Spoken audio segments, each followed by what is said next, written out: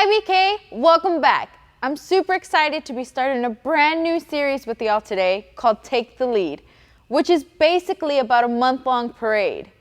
Have you ever seen a parade? The best thing about a parade is that it's so joyful. Everyone is smiling, waving, clapping, and generally having a good time. But you know, every parade has a leader. And this month, we're gonna learn how to follow God as our leader and to become great leaders ourselves.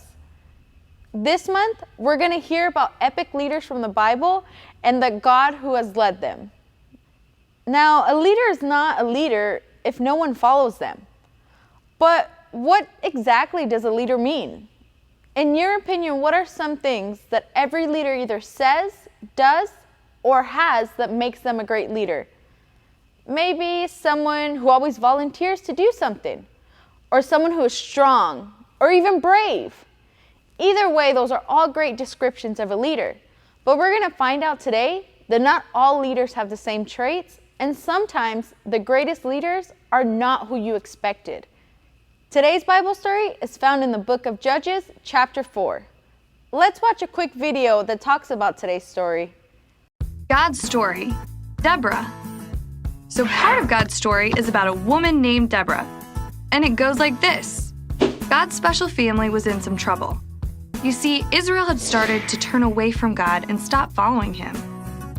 But because God loved his family, he wanted to send them a reminder that he was in charge and that it was really important to follow him. And so, God allowed Jabin, the king of Canaan, to take over Israel. Now, Jabin had left Sisera, the commander of his armies, in control of Israel. And Sisera?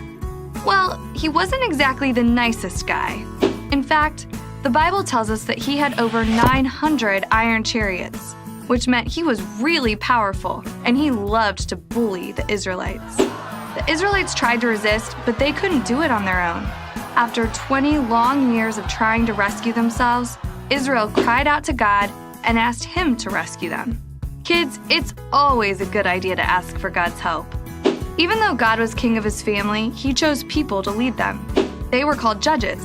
One judge was named Deborah. She was also a prophet. Remember, a prophet is someone who hears from God and shares it. Deborah was a strong, powerful woman who listened to God, helped settle arguments among the Israelites, and worked to lead her nation back to their rescuer. Pretty cool, huh?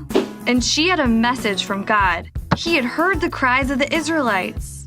So Deborah sent for a man named Barak and told him that if he took 10,000 men up to a place called Mount Tabor, she would bring Commander Sisera to him. Then they could stop Sisera from bullying Israel.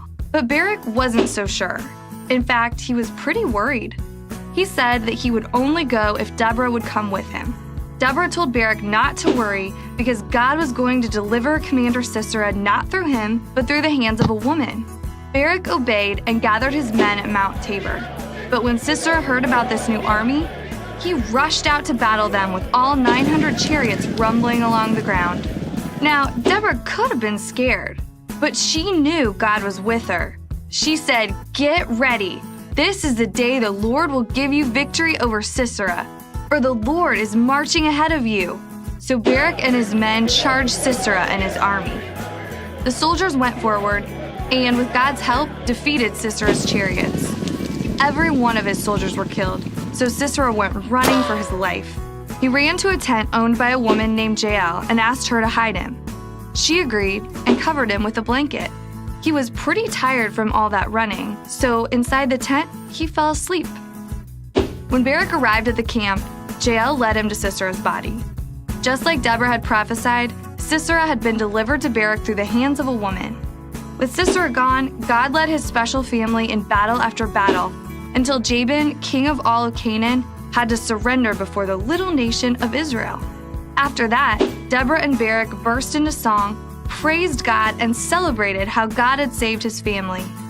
And then there was peace for 40 years. And that's the story of Deborah. So in case you missed it, here's the quick version. Israel was in trouble. They cried out to God. Deborah told Barak God had a plan. Barak led 10,000 soldiers into battle. God helped the Israelites beat Sisera's chariots. Sisera fled to Jael's tent. Jael killed Sisera. the Israelites defeated Canaan. Deborah and Barak praised God in song. There was peace for 40 years, and that's a part of God's story. Wow, God really is amazing. And so is Deborah for trusting God and being a great leader. You know the best part about this story though? It shows us that anyone can be a leader as long as they trust God. Wait a minute, that actually sounds like our big idea. Everyone can be a leader. Let's say our big idea together. Everyone can be a leader. How awesome is that? Let's check in with Carl to see if he knows about this awesome news too. Hi there, Chicken Nuggets. It's me, Carl. And I'm Andy. Welcome to Grow TV. Welcome to Grow TV. Hosted by Carl. Where we have fun with our friends, talk about Jesus, and go over everything the Bible has to offer. Now once again, welcome to Grow TV.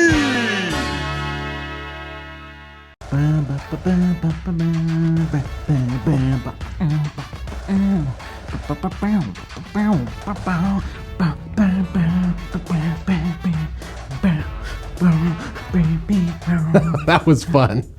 That was fun. What was all that for? Oh, I have some big plans in the works right now. Really? What is it? Well, I'll give you a hint. It starts with a P. Bathroom break. You're taking a bathroom break. No, let me finish. It starts with a P and it rhymes with the charade. Let me think. Let me think. Are you getting a mortgage? What? I don't even know what that is. Me either. I give up. A parade. A parade? Yep, a parade. It's gonna be awesome. That sounds awesome. Who's all gonna be in it with you? I have 3 people. Who? Who? Yeah, who? Who? Who? Who? The 3 people in my parade are me, myself, and I. Very funny. Wait, are you serious? I am serious and don't call me Shirley. Carl, this is a problem. You can't have a parade all by yourself. Of course I can. I'm the leader of the parade. What I say goes. I'm not sure if that's how it works, Carl. Hey guys, what are y'all up to? Hey, Jada. Hi, Jada. Well, Jada, I was just telling Carl, he can't be in a parade all by himself. Well, I was about to tell Andy that he's not the parade police and I can do whatever I want. Well, Carl, hate to break it to you, but a parade isn't a parade if it's only one person. Maybe you can be the leader and Andy and I can follow you. What? I'm not a leader. I can't lead a parade. Of course. Our Bible story today is filled with people who are leaders, just like you. Really? Really? Yep. Do y'all remember the story of Deborah? I do. I do. Not. Well, Deborah was a judge and a prophet. She loved God a lot. Yeah, and her good friend Barak was a leader in the Israelite army. So he was a leader? He sure was. He also followed Deborah because she was a leader as well. That is so cool. But I bet being a female leader like Deborah back in those days wasn't so easy. It wasn't, but Deborah was strong and powerful. She knew that in order to be a good leader, she had to listen to God, and that's exactly what she did. Now, correct me if I'm wrong, Jada, but during the time of Deborah, God's people, the Israelites, they weren't listening to God, and they were being really disobedient. That's right, Andy, and the person leading the army was a man named Sisera. Huh, I've heard that name before. He's a bad dude. He was, and Deborah knew God wanted to save the Israelites. So God told her a plan that would save the Israelites from Sisera. And it was an awesome plan. Deborah told her friend Barak to take 10,000 men to Mount Tabor. Yep, and God would bring Sisera and his army to where Barak was so that they could defeat him. Well, that's kind of scary. What did Barak think? He was nervous. He asked Deborah to actually come along with him so that she could help. Deborah agreed to help and said God would help also. God would give them the chance to defeat Sisera once and for all, but... But? Why but? But God wouldn't deliver Sisera through Barak, but through the hands of another woman. Haha, nice. So Barak took 10,000 soldiers and met Sisera. But Sisera brought 900 chariots with him to battle. Oh no, I bet Deborah's terrified. Well... Huh? Well... Andy, what are you doing? Sorry, I meant, well, Deborah wasn't terrified. How's that possible? Deborah knew even though Sisera and his army of all those chariots were intimidating, she knew she was not going to be afraid because God was with her. Andy's right, Carl. She said, get ready, because today is the day God will give us victory over Sisera. God is marching ahead of you. Holy moly, that's huge! It was. So Barak and his armies charged Sisera and all the chariots, and guess what? What? They defeated all Sisera's army. No way! Yes way. Sisera saw his army fail and ran away. And just when he thought he found a safe little hiding spot in a tent that belonged to a woman named Jael. And Jael took care of Sisera so that way he would never hurt the Israelites ever again. Nice. That is such a good ending. But I know there's a lot we can learn from this story, Carl. Like, don't name your kid Sisera? No. Well, then I don't know. Well, this story is filled with leaders. Barak, Jael, Deborah, all of these people had different strengths and weaknesses. Some had doubts and some had unshakable faith that led them to do amazing things. But no matter what, they did what God wanted them to do. And it is proof that God calls all different types of people to be a leader. Wait a minute. Are you saying anyone can be a leader? Yup. Even Andy? Yup. Even me? Of course. Wow, how cool is it that everyone can be a leader? And how cool is it that you just said our big idea? How? What? I didn't know. I didn't know. What? That's a, wow. What? Today's big idea is everyone can be a leader. So let's say it out loud on the count of 3. 1, 2, 3. Everyone can be a leader. All right. You can. Yes. I can. Jada can. Apparently Andy can, which blows my mind. I would have never seen that coming. Right, Andy? What? Yeah. Well, I'm excited about your parade, Carl. Me too. I also love my parade hat, not only because it looks cool, but it holds my snacks. Well, alrighty then. See you next week, kids. Thank you for watching, and tune in next week for a new episode of TV. I'm really glad Carl realized he could be a leader too, especially after learning about Deborah. Deborah was a fierce and brave leader, even though she was not what a typical leader looks like today. Barak also showed that he could be a great leader when he led the Israelite army to go up against Assyria and his 900 chariots, even though he seemed a little hesitant at first. We don't have to look or act like what we think leaders look like in order to lead in great ways. We just have to follow God's lead and do as God does, which is why everyone can be a leader. Let's take a look at Psalms 130. It says, "Out of the depths I cry to you, Lord. Lord, hear my voice. Let your ears be attentive to my cry for mercy.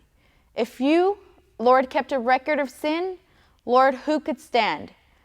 But with you there is forgiveness so that we can, with reverence, serve you. I wait for the Lord, my whole being waits, and in his word I put my hope. I wait for the Lord more than watchmen wait for the morning, more than watchmen wait for the morning. Israel, put your hope in the Lord, for with the Lord his unfailing love, and with him is full redemption. He himself will redeem Israel from all their sins." Again, that was Psalms 130. Remember in today's Bible story how the Israelites were suffering under the king of Canaan? I'm sure they prayed a similar prayer for God to rescue them. Well, these verses say that God doesn't keep track of things people do wrong. The people of Israel in today's story had turned away from God many times, but when they prayed, God forgave them and heard their prayers. When we pray to God, sometimes God doesn't answer right away, but that doesn't mean God didn't hear us. We just need to wait. Once the people of Israel went against Canaan, they put their trust in God once more, and they had peace in the land. Remember, today's big idea is that everyone can be a leader. That means everyone here can lead in some way. Not everyone is meant to lead in the same way, but God made us all to be leaders in different ways. So always remember that the next time you think you can't be a leader. Let's say a prayer. Dear God, thank you for showing us that being a leader doesn't mean that we have to fit into any box or category. Help us to lead in places that we can by listening to you and doing what is right. Give us opportunities to be the kind of leader that leads others to the ultimate leader, which is you. Amen.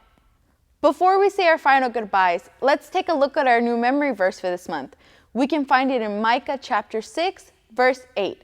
It says, "He has shown you, O mortal, what is good. And what does the Lord require of you? To act justly and to love mercy and to walk humbly with your God." Let's say it together one more time. He has shown you, O mortal, what is good. What does the Lord require of you? To act justly and to love mercy and to walk humbly with your God. Again, that's Micah chapter 6, verse 8. Awesome job today, BK. See y'all next week as we continue our brand new series, Take the Lead. But don't forget, you can be a leader too. Bye.